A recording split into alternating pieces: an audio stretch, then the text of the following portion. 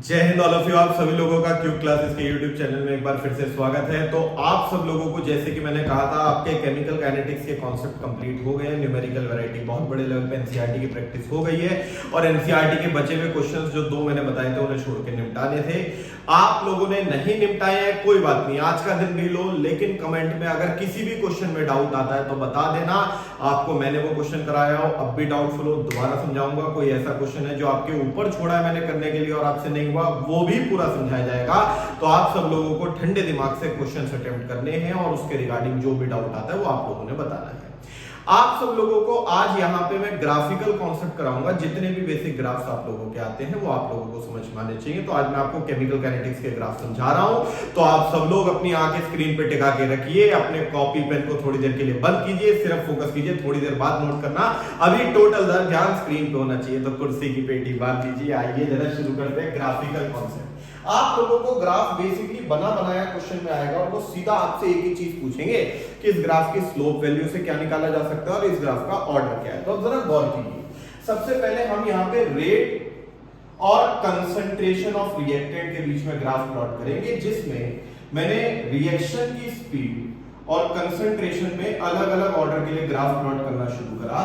अब आप लोगों को याद हो तो कंसंट्रेशन की पावर को ऑर्डर कहते हैं और वही पावर यहां पे बहुत बड़ा रोल प्ले करेगी। आप लोगों को मैंने यहां पे फॉर्मूला सिखाया था, rate equals to rate constant amount of reactant की पावर n। मान लो पावर 1 है तो रेट और रिएक्टेंट एक दूसरे के देखो कांस्टेंट है बीच में, यानी डायरेक्टली प्रोपोर्शनल होंगे। और डायरेक्टली प्रोपोर्शनल का ग्राफ आपको बताइए जिसमें यही कांस्टेंट तो स्लोप का काम करेगा। अच्छा, अगर ऑर्डर 2 होगा तो r की स्क्वायर को आप x एक्सिस पे ले लो। अगेन ये स्ट्रेट ग्राफ बन जाएगा डायरेक्टली प्रोपोर्शनल वाला। देखिए कोई मुश्किल काम नहीं है। Power 1 first order, power 2 0 second order, यानी आपको ऑर्डर पहचानने में ज्यादा दिक्कत नहीं आएगी। सोचो जीरो ऑर्डर हुआ तो जीरो ऑर्डर का मतलब रिएक्टेंट खत्म हो जाएगा। रिएक्टेंट खत्म होने का मतलब है रेट रिएक्टेंट पे डिपेंड नहीं कर रहा और रिएक्टेंट के अमाउंट के साथ रेट फ्लक्चुएट नहीं कर रहा है, तो ये जीरो ऑर्डर का ग्राफ हो गया। तो आप लोगों को वो रेट और कंसंट्रेशन का ग्राफ बना के देंगे और ऑर्डर पहचानने के लिए कहेंगे। हो गया क्वेश्चन सॉल्व। देखिए कितना आसान था, कोई ज्यादा सिरदर्दी वाली चीज नहीं है। हाँ, वो कह सकते हैं रेट और आर स्क्वायर में ग्राफ प्लॉट करा और स्लोप की वैल्यू 5000 है। बताओ के की वैल्यू क्या होगी? 5000। और रेट और आर स्क्वायर के बीच में स्लोप के ही तो है सेकंड ऑर्डर के लिए, और फर्स्ट ऑर्डर के लिए रेट और आर में ग्राफ प्लॉट हुआ। स्लोप की वैल्यू 5000 तो रेट कांस्टेंट 5000। कोई टेंशन लेने की बात नहीं है। हाँ, अगर कंपटीशन की बात करें तो वो आपको रेट और कंसंट्रेशन के बीच का स्लोप 5000 बता के हाफ लाइफ पूछ रहे, तो k 5000 और फर्स्ट ऑर्डर में हाफ लाइफ का फॉर्मूला क्या होता है? 0.693/t। हां, मतलब k से हाफ लाइफ निकाली जा सकती है, स्लोप को ही 0.693 हाफ लाइफ के बराबर रखना है। ये क्वेश्चन को घुमाने का पैटर्न हो गया। अब हम आगे चल सकते हैं अगली कैटेगरी पे। तो आप बाद में ये वीडियो पॉज करके इन ग्राफ्स को नोट जरूर कीजिएगा। आगे चले तो आप सब लोगों को अब अगला ग्राफ प्लॉट करना है कंसंट्रेशन और टाइम के बीच में। अब कंसंट्रेशन और टाइम में मैंने ग्राफ प्लॉट करा तो कंसंट्रेशन और टाइम के बीच में ग्राफ प्लॉट करते हुए रेट कांस्टेंट की जो इंटीग्रेटेड रेट इक्वेशन वाली डेरिवेशंस करी थी उनका इस्तेमाल किया जाएगा। लॉग आर और टाइम, इसके अलावा यहां पे आप लोगों के पास लॉग बेस 10 भी था, लॉग आर अपॉन टाइम, और एक यहां पे हम ग्राफ सेकंड ऑर्डर का प्रैक्टिस करेंगे, लॉग आर अपॉन टाइम। अभी करंटली यहां ऑर्डर 0 है, यहां ऑर्डर 1 है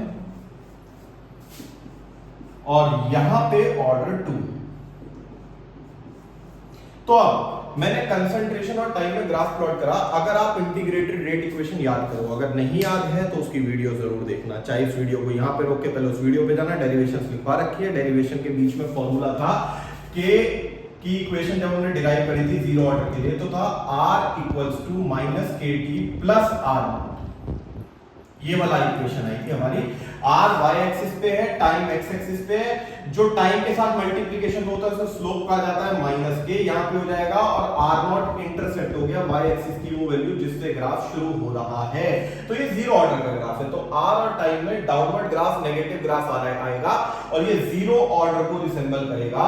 यही चीज फर्स्ट ऑर्डर में लॉग आर और लॉग आर नॉट की टर्म्स में थी, तो सेम ग्राफ प्लॉट करने को ही मिलेगा आप लोगों को। इसमें यहाँ पे log r नॉट हो जाएगा और log बेस 10 में अगर आप इसी ग्राफ को प्लॉट करते हैं तो log बेस 10 में k अपॉन 2.303 आएगा। याद करो, मुझे बेस ही को बेस 10 में कन्वर्ट करना है तो सबको 2.303 से मल्टीप्लाई करूंगा, और अगर मैंने सबको डिवाइड कर दिया लास्ट में 2.303 से तो यहाँ पे तो खाली log बचेगा और इधर 2.303 किसी से कैंसिल नहीं हो रहा तो डिवीजन में रह जाएगा, और x एक्सिस के साथ जो भी चीज होती है वही स्लोप होती है।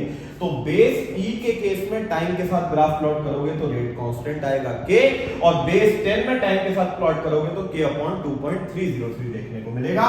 लेकिन मैंने लॉग का इस्तेमाल नहीं करा, मैं फर्स्ट ऑर्डर में आर और टाइम में ग्राफ प्लॉट करना चाह रहा हूं तो इनवर्सली प्रोपोर्शनल वाला ग्राफ देखने को मिलता है, कर्व्ड ग्राफ देखने को मिलता है। यानी जीरो ऑर्डर वाली ही वेरिएबल्स के साथ अगर मैं अगले ऑर्डर का एक ऑर्डर प्लस करके ग्राफ बनाऊं तो कर्व्ड लाइन आ जाएगा। यही चीज सेकंड ऑर्डर पे लगाओ, फर्स्ट ऑर्डर के वेरिएबल्स के साथ आप ग्राफ प्लॉट कर रहे हो तो जो फर्स्ट ऑर्डर में स्ट्रेट लाइन था, जीरो ऑर्डर में स्ट्रेट लाइन अगले ऑर्डर में कर्व हो गया, फर्स्ट ऑर्डर में स्ट्रेट लाइन अगले ऑर्डर में कर्व हो जाएगा, हो गया ग्राफ खत्म। ग्राफ प्लॉटेड आएगा, ऑर्डर पूछा जाएगा, ऑर्डर पूछते हुए स्लोप की वैल्यू k के बराबर होगी। मैंने कहा r और t में ग्राफ प्लॉट है, स्लोप अगेन 5000 है, माइनस 5000, तो k की वैल्यू क्या होगी, minus k equals to minus 5000, k आ गया हमारा 5000। सेम यहां पे ln r और टाइम में, लेकिन अगर मैंने कहा log बेस 10 और टाइम में ग्राफ प्लॉट हो रखा है और स्लोप माइनस 5000 है तो k की वैल्यू बताओ, तब आपको माइनस k अपॉन 2.303 माइनस 5000 के इक्वल रखना होगा, k की वैल्यू कैलकुलेट करनी होगी। तो ये यहां पे ग्राफ हो गए ऑर्डर पहचानने वाले। अभी मैंने आपको सिर्फ ऑर्डर पहचानने वाले ग्राफ बताए, अभी अरेनियस इक्वेशन वाले ग्राफ और एक कोलिजन थ्योरी बची है। लेकिन अगेन पहले सिर्फ इस ग्राफ का आज फोकस करो ताकि कल मैं बचे हुए सारे थ्योरेटिकल फैक्ट खत्म कराऊं और चैप्टर निपटाते हैं। कोई डाउट रह जाए तो कमेंट में जरूर बताइएगा, और हम बहुत ज्यादा दिल से दरखास्त करते हैं लाइक शेयर सब्सक्राइब जरूर करवाइएगा। हमारे चैनल की ग्रोथ थोड़ी सी स्पीड अप करा दीजिए, मजा ही आ जाएगा, दिल खुश हो जाएगा। आई लव यू गाइस, जय हिंद all of you, bye bye, मिलते हैं कल की वीडियो में।